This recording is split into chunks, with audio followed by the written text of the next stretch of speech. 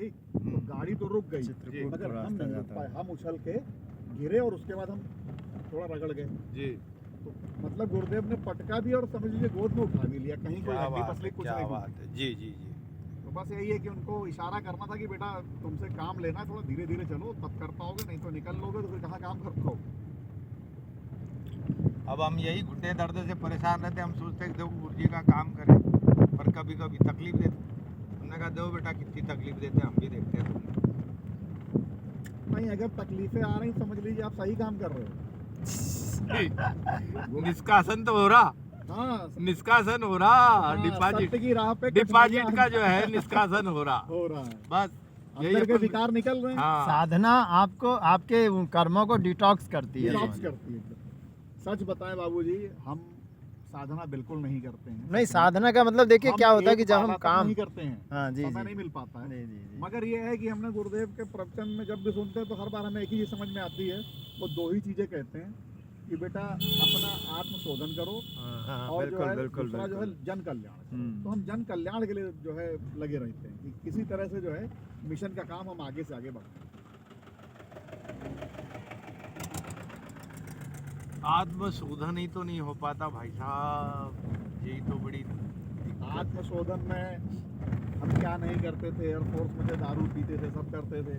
अब जो है धीरे धीरे ये हुआ कि कुछ ऐसी अनुभूति हुई कि 2-3 बार छोड़ी, फिर चालू हो गई, इस बार ऐसी छूटी, गुरुदेव का ऐसा तमाचा पड़ा कि अब जो है इच्छा ही नहीं होती उस ओर देखने की।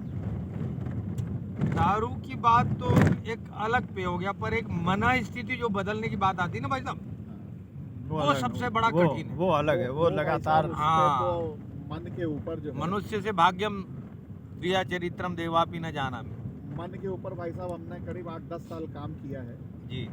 और मतलब हम बड़ी बात नहीं कहते, गुरुदेव की कृपा से यदि कोई बेड पे पड़ा हो और मरणासन स्थिति में हो जी, उसको एक बार तो हम आईसीयू से बाहर ले आए।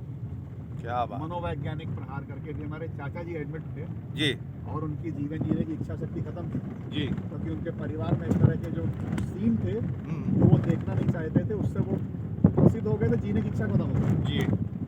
बस हम गए, कुछ देर बात किया, उनके मनपसंद बातें, और उनको यहीं जन्म स्थान यही है, गांव मड़ारी गांव जी। तो हमने कहा चाचा आप बहुत दिन से कह रहे हो मड़ारी रहना, चलो तुम्हारा लड़के ना बन पाए, हम बनाएंगे कमरा, तुमको वहीं रहना।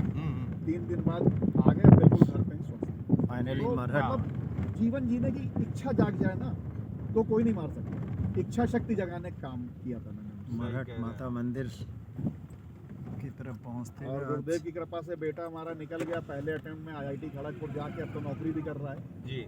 अब 84 कोस परिक्रमा वो भी निकल जाएगी गुरुदेव की कृपा से। तो मैं पूर्ण रूप से पत्ते की तरह समर्पित रहूंगा, जिधर उड़ाएंगे उड़ते चले जाएंगे। क्या बात है, क्या बात है। क्योंकि फौज की पेंशन आती है बाबूजी, और इधर यार यहाँ नौकरी कर रहे हैं, यहाँ से पेमेंट आती, पैसे बहुत है जी पैसों के लिए नहीं भागना, अब आत्म संतोष के लिए काम करना। जी जी जी। तो हम जो है गाय के ऊपर बेसिकली काम करना चाहते हैं, क्योंकि गाय जो है समाज की समस्या बनी हुई है, चाहे वो शहर हो। आप एक बार सेंधवा घूम आओ भाई साहब।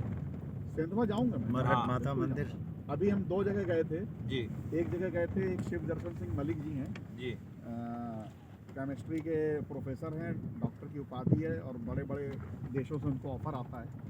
वो क्या करते हैं, वो घर बनाना सिखाते हैं, कैसे गाय के गोबर से घर बनेगा। तो गाय के गोबर से ईंट बनेगी और गाय के गोबर से ही ईंट को जोड़ने का मसाला बनेगा। अच्छा। तो गाय के गोबर मतलब उसमें एक भी सरिया, ईंट, सीमेंट कुछ भी नहीं यूज होगा उसका। कहाँ स्थान कहाँ है उनका ये बनाने? सीख के आए हैं, आपको वहाँ जाने की जरूरत नहीं प्रभु। अच्छा अच्छा। अरे बस अरण्यक में बहुत जल्दी ईंटे की व्यवस्था करके यहाँ पे हम कुटिया बना के आपको दिखाएंगे। हे गुरुदेव, नहीं तो एक चीज़ याद रखिएगा, हाँ बिल्कुल समझिए कि जो कुटियाएं हमारी बनने वाली हैं ऊपर, हाँ, उसमें कुछ जरूर निश्चित गुरुदेव चाहते हैं, मुझे लग रहा तभी हम लोग आज जितेंद्र द्विवेदी जी, वो मिट्टी जो बलुई ना हो, बलुई मिट्टी ना हो, और उसके बाद जितना किलो हो रहा है उसका 10% चूना लगेगा, यानी कि 60 किलो गोबर, 30 किलो मिट्टी और 10 किलो चूना। इसको गूंथ के प्रॉपर, जैसे आपने बड़े से